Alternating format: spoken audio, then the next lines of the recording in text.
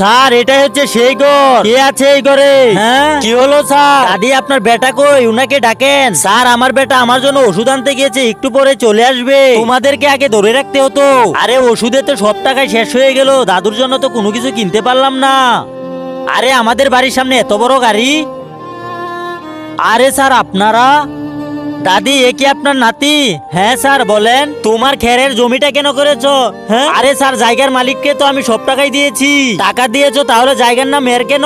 এ মামলা করেছে, এর জায়গা থেকে ঘর উঠাতে হবে। হ্যাঁ কি বলছেন স্যার?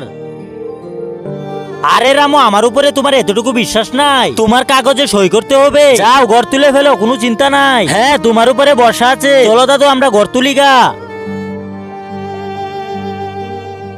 আরে না স্যার ও সব মিথ্যা কথা বলছে। ও আমাকে 1 টাকাও দেয়নি। তার জায়গা নাই বলে সে ঘর বানাইছে। 3 দিন সময় দিলাম, এই খেরের ঘর তাড়াতাড়ি উঠাবে। আরে নাতি এই দুনিয়াতে কাউকে এখন আর ভরসা করতে নেই।